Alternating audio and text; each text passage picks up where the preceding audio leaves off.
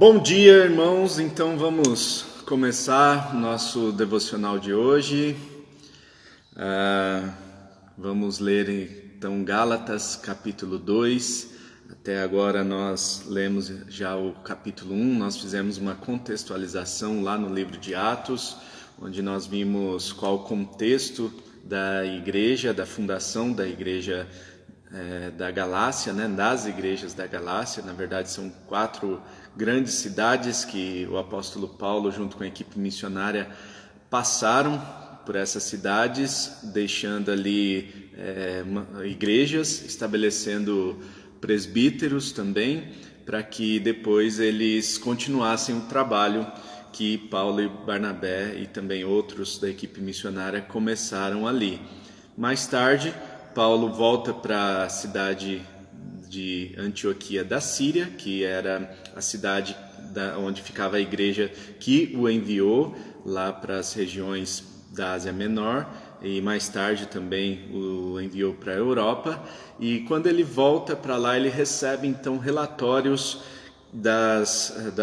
de como estava a igreja naquela época. E aí os relatórios não são lá relatórios muito gostosos de se ouvir, Ele recebe um relatório de que os judaizantes estavam tomando conta da liderança da igreja. Alguns judeus que se tornaram cristãos estavam querendo que aquelas pessoas se circuncidassem. Além de crer em Jesus Cristo, eles precisavam se circuncidar para experimentar a salvação, para experimentar a presença de Deus na vida deles. Então, esse ensino estava sendo disseminado na igreja da Galácia. Eles precisavam, de alguma forma, corrigir esse desvio doutrinário e, por isso, Paulo escreve a carta aos Gálatas, então. Já no capítulo 2, nós vemos um pouquinho de como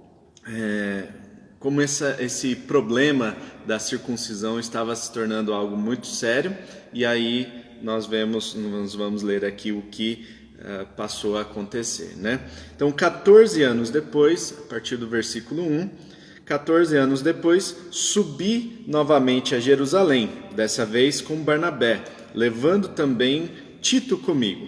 Fui para lá por causa de uma revelação e expus diante deles o evangelho que prego entre os gentios, fazendo-o, porém, em particular aos que pareciam mais influentes, para não correr ou ter corrido inutilmente. Mas nem mesmo Tito, que estava comigo, foi obrigado a circuncidar-se, apesar de ser grego. Essa questão foi levantada porque alguns falsos irmãos infiltraram-se em nosso meio para espionar a liberdade que temos em Cristo Jesus e nos reduzir à escravidão. Não nos submetemos a eles nem por um instante, para que a verdade do Evangelho permanecesse com vocês. Quanto aos que pareciam influentes, o que eram então não faz diferença para mim, Deus não julga pela aparência, tais homens influentes não me acrescentaram nada. Ao contrário, reconheceram que a mim havia sido confiada a pregação do Evangelho aos incircuncisos, assim como a Pedro aos circuncisos. Pois Deus, que operou por meio de Pedro como apóstolo aos circuncisos, também operou por meu intermédio para com os gentios. Reconhecendo a graça que me fora concedida, Tiago, Pedro e João, tidos como colunas, estenderam a mão direita a mim e a Barnabé em sinal de comunhão. Eles concordaram em que devíamos nos dirigir aos gentios e eles aos circuncisos. Somente pediram que nos lembrássemos dos pobres, o que me esforcei por fazer. Bom, irmãos, então aqui nós vemos que o problema da circuncisão estava já tomando conta da igreja, estava tomando proporções que estavam trazendo certos problemas para a igreja, Então, os judaizantes, eles criam que além de crer em Jesus Cristo, eles precisavam passar pela circuncisão.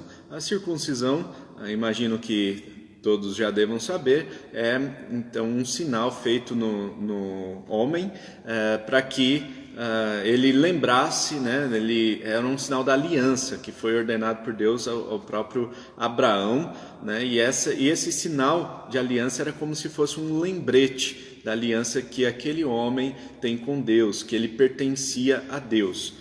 Enfim, o fato é que essa circuncisão trouxe problemas para a igreja e Paulo precisou chamar a atenção dos cristãos por causa disso, desses irmãos lá da igreja da Galácia.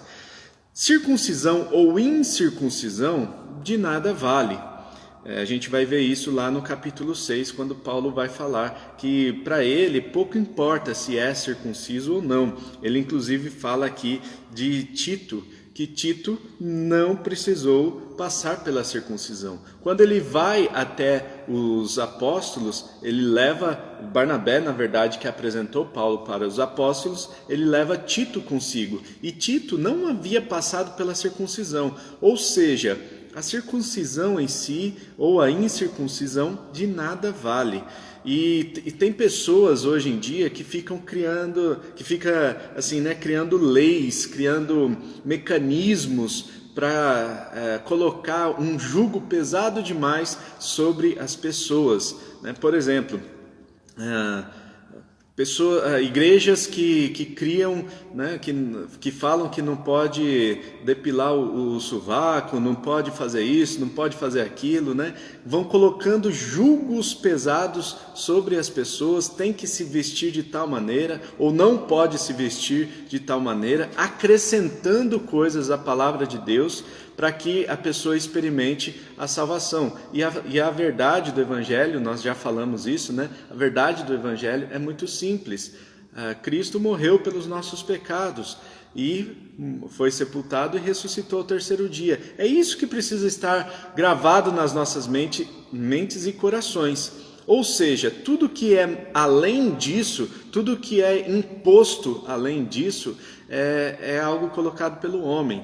É imposto, né? Então, o que estava acontecendo é que esses irmãos estavam colocando julgos pesados sobre aqueles que estavam se convertendo, obrigando-os a passar pela circuncisão, e Paulo estava dizendo que eles estavam espionando, ou seja, eles estavam retirando ali a liberdade que nós temos em Cristo Jesus, e fazendo com que eles voltassem ao tempo da escravidão. O tempo da escravidão é quando eles tinham então leis para todas as coisas, para os relacionamentos, leis com o relacionamento com Deus e leis para com o relacionamento entre as pessoas. E Cristo veio não para eximir a pessoa de praticar a lei, não é isso. Ele cumpre a lei, mas ele cumpre a lei e ele dá a liberdade, e a pessoa tem a escolha de servir a Cristo de todo o seu coração ou não. E essa escolha não tem que estar baseada em práticas da lei, né? Em práticas de escravidão. Então, como nós falamos também anteriormente, é como se a porca lavada voltasse a revolver-se na lama. É como se a gente voltasse para as práticas do Antigo Testamento, é como se a gente voltasse os nossos olhos para o Antigo Testamento. E quando Cristo vem, ele estabelece uma nova aliança, a aliança da graça. Mas, irmãos, eu quero chamar a atenção de vocês hoje para a questão da estratégia que Paulo usa. Paulo era um grande estrategista e, como um grande estrategista que era, ele tem aqui, pelo menos, eu identifiquei aqui pelo menos 3 estratégias pelas quais Paulo usava na vida dele, e é isso que eu quero chamar a atenção dos irmãos hoje. A nossa proposta é que seja um texto devocional, e texto devocional, claro, não vai ser algo completo, mas vai ser aquilo que Deus me chamou a atenção para compartilhar para vocês no dia de hoje, né? Pelo menos 3 estratégias de Paulo aqui nesse texto. Primeira estratégia, ele diz que fui para lá por causa de uma revelação. Diz que 14 anos depois, então Paulo sobe a Jerusalém. E ele vai para lá por causa de uma revelação. E a primeira estratégia que eu quero compartilhar com os irmãos é que Paulo andava por revelação. Paulo, ele tinha uma intimidade com o Espírito Santo, ele tinha um canal direto com Deus, o Wi-Fi dele era potente, ele ouvia a voz de Deus constantemente, ele tinha um relacionamento de intimidade com o próprio Deus, com o próprio Cristo, né? E ele andava a partir disso. Nós vemos lá em Atos capítulo 16, por exemplo, que a equipe missionária, né, conta que Paulo foi impedido pelo Espírito Santo de pregar em tal região, mas ele teve um sonho, uma revelação, e ele vai para outra região. E esse sonho, essa revelação que ele teve lá em Troade, onde ele viu aquele homem macedônio dizendo: passa para esse lado aqui e ajuda-nos, foi o grande momento do Evangelho, da pregação do Evangelho, da expansão do Evangelho, em que o Evangelho sai da Ásia Menor e vai para a Europa. Chegando na Europa, se espalha pelo mundo inteiro. E hoje nós só temos o Evangelho aqui para nós ouvimos pregar o Evangelho, nós temos a palavra de Deus em nossas mãos por causa dessa visão lá de Atos, capítulo 16. Ele é impedido de pregar numa região, mas ele vai para outra região, na região da Europa, e lá ele então lá ele então consegue obter sucesso pregando o Evangelho se espalha por toda a Europa e depois, anos depois, né, mais de 1000 anos depois, 1500 anos depois, mas para ser mais preciso, o Evangelho chega até a América do Sul e aqui é estabelecido como um forte ponto de pregação, né? Já na América do Sul, aqui no Brasil, praticamente todos os países da América do Sul são predominantemente católicos, ou seja, o evangelho que foi pregado lá na Europa foi se espalhando pelo mundo todo e o cristianismo foi muito bem estabelecido aqui na América do Sul. Bom, nós estamos falando de catolicismo, no entanto, nós somos evangélicos, mas e aí, né? O que eu quero chamar a atenção dos irmãos é a questão da estratégia, a estratégia de expansão do Evangelho. Essa estratégia de andar por revelação é uma estratégia sobrenatural. Quando nós estamos diante de decisões difíceis, nós vivemos perguntando para Deus: Deus, o que eu faço? Eu tenho isso para fazer, ou aquilo outro, e aí nós nos desesperamos para ouvir a voz de Deus. O fato é que nós precisamos de uma direção de Deus quando nós estamos diante de decisões difíceis. E quando nós estamos diante de decisões fáceis, decisões que não exigiriam tantas dificuldades, tantos imbróglios para se resolver. Então, quando nós estamos diante de decisões difíceis, nós recorremos a Deus. E quando nós estamos diante de decisões, entre aspas, fáceis, nós não recorremos a Deus. Paulo andava por revelação, e isso mostra que até nas decisões pequenas, uma decisão simples, ir até Jerusalém para falar com os apóstolos, ele anda por revelação. Ele recebeu essa revelação, essa confirmação de Deus de que ele deveria ir até Jerusalém e pregar o Evangelho, ele mostrar como que ele estava pregando o Evangelho. E aí a pergunta que eu quero fazer para nós hoje, né? Quem tem guiado as nossas decisões? Ou o que tem guiado as nossas decisões? Será que temos sido guiados por revelação divina em tudo que nós fazemos? Ou será que nós estamos sendo guiados por sentimentos pessoais, por segurança financeira, por aquilo que nós consideramos o mais correto? Será que você tem pensado o que vão pensar de mim, o que vão falar de mim se eu fizer isso ou se eu fizer aquilo? E talvez as nossas decisões estejam sendo tomadas com base na outra pessoa, naquilo que a outra pessoa acha de você ou o que ela pensa de você. É algo que nós precisamos pensar, porque nas grandes decisões nós recorremos a Deus, e nas pequenas decisões, e nas decisões mais simples. né? Paulo tinha essa estratégia de andar por revelação.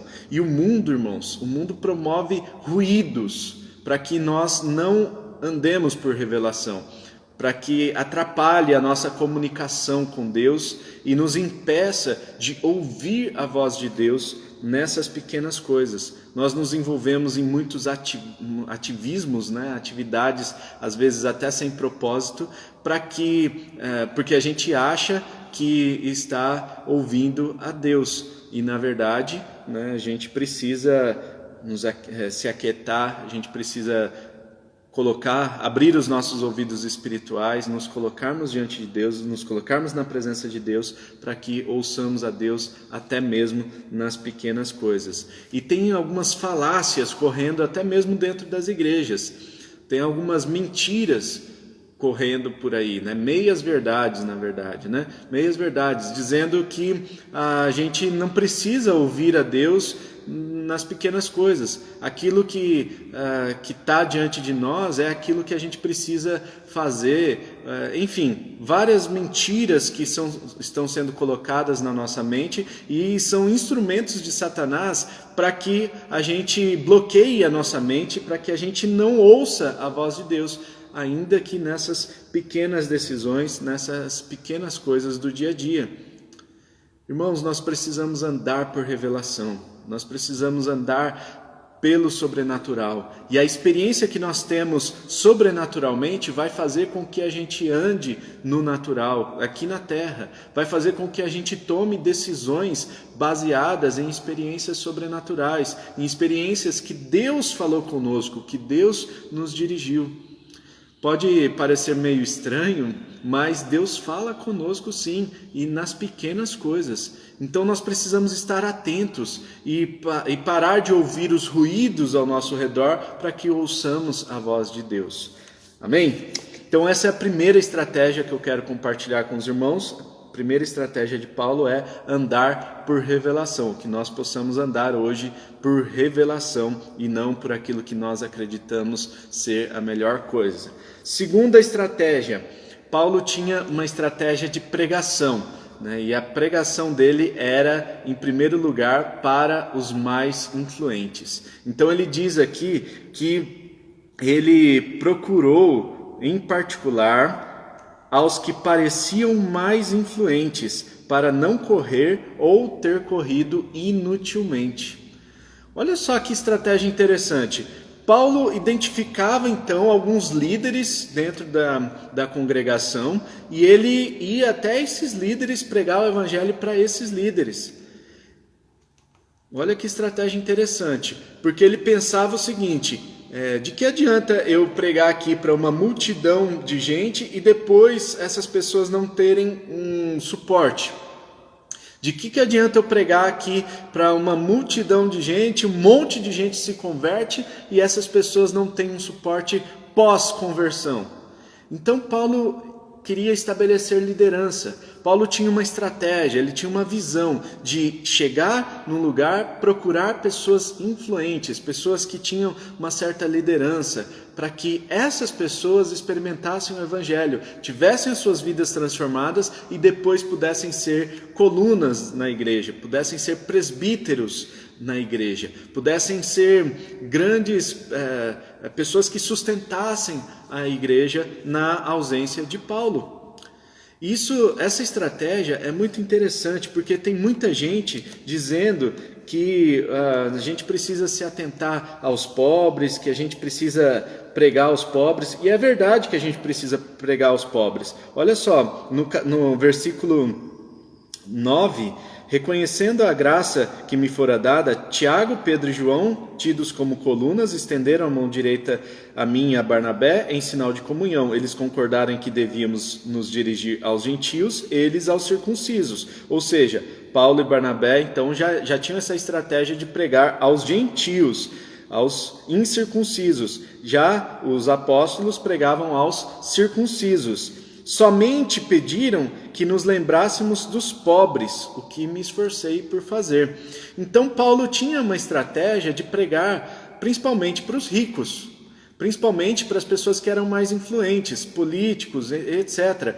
E às vezes a gente esquece que para que haja uma transformação social, para que haja uma transformação no nosso país, a gente fala muito mal do nosso país, infelizmente temos passado por grandes lutas, principalmente na política, nós precisamos investir na pregação do Evangelho para essas pessoas influentes, para que essas pessoas influentes cheguem aos lugares mais altos e possam também pregar o Evangelho nesses lugares e provocar transformação.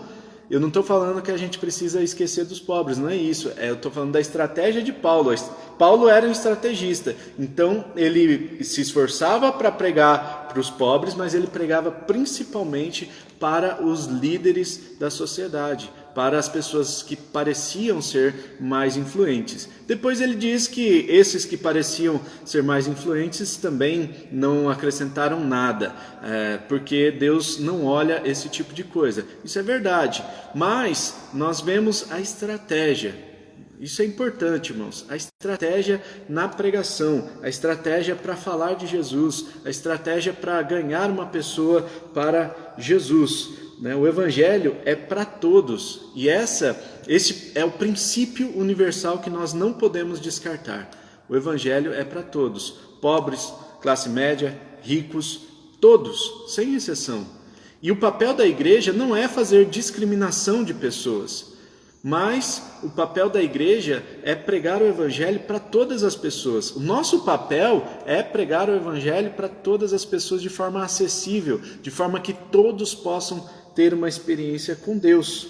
Ele diz que ele tentou fazer isso, ele se esforçou para não esquecer dos pobres, ou seja, ele pregou aos pobres também.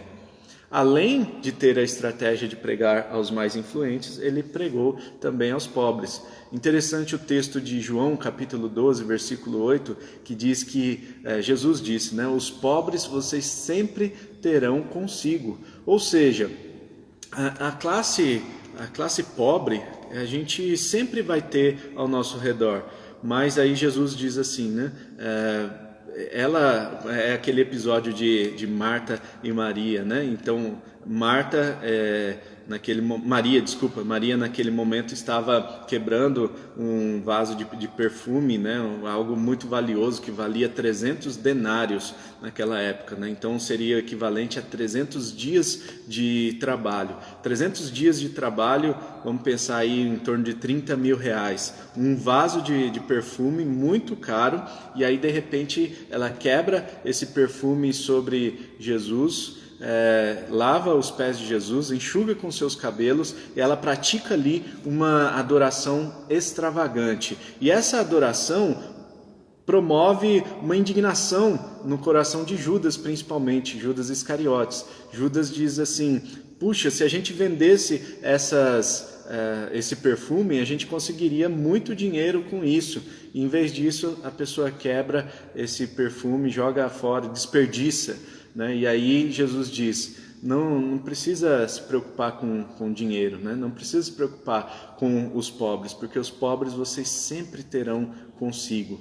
Ou seja, os pobres, eles, infelizmente, ainda que haja uma transformação social, ainda vai ter gente que é pobre. Isso dá um assunto para uma outra live, dá um assunto até para um estudo mais profundo, Eu não vou me aprofundar nisso agora, mas o fato é que os pobres vocês sempre terão consigo. E Jesus diz, ela está adorando, ela está me adorando, ela está fazendo aquilo que precisa ser feito. Logo mais eu não vou estar mais com vocês. Então nós precisamos entender que o Evangelho é tanto para pobre quanto para rico, para classe média. O Evangelho é para todos. Todos nós precisamos ter uma experiência com Jesus. E a terceira estratégia, irmãos, que eu quero compartilhar, quero chamar a atenção de vocês, é a estratégia de circuncisão de Tito. Paulo, ele sabia que tem algumas coisas que você pode abrir mão e outras não. Então, aqui é interessante isso, tem muita gente que critica as igrejas que de usos e costumes, por exemplo, né? Então, Paulo está mostrando aqui que não cabe a nós criticarmos esse tipo de atitude, né? Esse tipo de igreja. Por quê? Porque Paulo, ele não circuncidou Tito, né? Ele levou Tito com ele até os apóstolos, mas não circuncidou Tito. Por quê? Porque não precisava, tá? Não precisava. Agora, lá em Atos capítulo 16, nós vemos que Timóteo, que inclusive era da região da Galácia, Timóteo, quando se converte, ele precisa ser circuncidado. Atos capítulo 16, no versículo 3, Paulo, querendo levá-lo na viagem, circuncidou-o por causa dos judeus que viviam naquela região, pois todos sabiam que seu pai era grego. Ou seja, por causa da estratégia que Paulo tinha de alcançar os judeus, Paulo faz com que Timóteo passe pela circuncisão. Já Tito, que tinha o ministério voltado para os gregos, não precisa se circuncidar. Ou seja, existe um tipo de ministério diferente para cada pessoa, sabe? Então, para Tito, não era importante passar pela circuncisão porque ele estava pregando para os gregos, para os gentios. Não precisava passar pela circuncisão. Já Timóteo, ele ia pregar no meio dos judeus, ele ia trabalhar no meio dos judeus. É aquilo que Paulo diz lá eu não lembro exatamente a passagem agora, né? Coríntios, que ele diz assim: fiz-me pobre para alcançar o pobre, fiz-me rico para alcançar o rico, né? Para que de alguma forma fiz-me tudo para com todos, para que de alguma forma alguns sejam alcançados, né? Então nós temos igrejas de vários tipos, nós temos denominações de várias linhas teológicas e várias linhas também de prática cristã. E não é nenhum problema ter esse tipo de diversidade no nosso meio. Aliás, isso é até bom, porque nós temos essa diversidade e essa diversidade faz com que o evangelho seja espalhado de uma forma mais ampla. Quando nós entendemos isso, nós vamos parar de criticar essa ou aquela igreja e nós vamos orar por essa e aquela igreja, abençoar tal e tal pastor, né? Paulo tinha essa estratégia de a circuncisão ou a incircuncisão não valia coisa alguma. Então, algumas coisas, né, em relação às decisões, aos valores ali, ele podia abrir mão. Ele não precisava ser tão firme, tão rígido naquilo que não é essencial para a fé cristã. E sabe, irmãos, hoje tem pessoas que se apegam a coisas tão pequenas. Eu não vou em tal igreja porque na igreja não tem batismo no Espírito Santo, por exemplo. Gente, isso é essencial ao Evangelho, né? Porque em tal igreja não fala em línguas, ou na outra igreja fala muito em línguas, né? Ou, enfim, tem vários tipos aí de coisas que nós precisamos pensar e repensar o nosso cristianismo até, né? O que é essencial para a fé cristã? O que nós não podemos abrir mão? Aquilo que está na palavra de Deus, então isso nós não podemos abrir mão? Beleza, então é isso que nós vamos nos apegar. Agora, aquilo que é criação humana, né? E eu falei esses dias também, né, sobre doutrinas, dogmas, são coisas criadas pelo homem. E estas coisas precisam ser secundárias, são acessórios dentro do cristianismo, não deve ser o essencial. Amém, irmãos? 3 estratégias de Paulo, 3 estratégias para alcançar as pessoas. Primeiro, ele andava por revelação. Segundo lugar, ele queria ganhar os mais influentes. E terceiro lugar, ele não se apegava às coisas secundárias, ele se apegava àquilo que era essencial. Que hoje, irmãos, nós possamos andar por revelação, que nós possamos promover o reino de Deus não somente no meio dos pobres ou dos ricos, mas para todos e que nós possamos também entender aquilo que é essencial ao Evangelho e não abramos mão disso. Nós podemos abrir mão de coisas que são secundárias, mas aquilo que é essencial, aquilo que é a palavra de Deus verdadeira, nós não podemos abrir mão. Vamos orar então. Pai, nós queremos te agradecer, ó Deus, por esta palavra. Te agradecemos pelo testemunho de Paulo, que nos ensina, nos desafia também a vivermos uma vida com estratégia, uma vida que revela a Tua palavra, porque Paulo andava por revelação e nós queremos no dia de hoje também andar por revelação. Senhor, que nós sejamos pessoas cheias do Teu Espírito Santo e que assim possamos, ó Deus, andar por aquilo que o Senhor fala e não pelas circunstâncias que estão ao nosso redor, não por aquilo que nós temos segurança em fazer, não por aquilo que nós cremos ser a verdade para nós, mas por aquilo que o Senhor revela para cada um de nós. Andemos por revelação, não por aquilo que nós vemos. Ó Pai, nós queremos também, com estratégia, falar aos mais influentes, falar também aos menos influentes, porque o Seu Evangelho é para todos, e que a nossa vida seja uma pregação, seja a Sua palavra viva, ó Deus, que nós sejamos a Sua palavra que é pregada, que é apregoada em todos os cantos, por onde nós passarmos, que nós possamos dar um bom testemunho do Senhor e da Sua palavra. E Deus, que nós entendamos aquilo que é essencial à Sua palavra, aquilo que é essencial ao Evangelho, não abramos mão disso, que possamos continuar firmes naqueles valores que são essenciais à Sua palavra e que assim possamos experimentar, ó Deus, grandes bênçãos nas nossas vidas, Pai. Em nome de Jesus, que o dia de hoje seja repleto do Seu amor, do Seu cuidado, que a Sua presença enche os nossos corações. Nós queremos glorificar ao Teu santo nome em tudo que nós fizermos. Nós oramos agradecidos, em nome de Jesus. Amém, amém, amém. Amém, irmãos. Amém. Deus abençoe a todos. Está aqui, fiz-me tudo para com todos, né? 1 Coríntios 9, 22. Obrigado, Rafa. Que Deus abençoe o seu dia, que Deus possa ser o centro da sua vida hoje, que você possa ter um dia repleto das bênçãos do Senhor, que possamos hoje, né, ser um instrumento de Deus para as outras pessoas, né? Amanhã nós não vamos ter, tá? Então amanhã, por que a gente não vai fazer no domingo, tá? Porque no domingo a gente já tem outros projetos, né? Então a gente já tem Bíblia na quarentena, tem os cultos nas igrejas, então amanhã nós não vamos fazer. Na segunda-feira eu já tenho outro compromisso.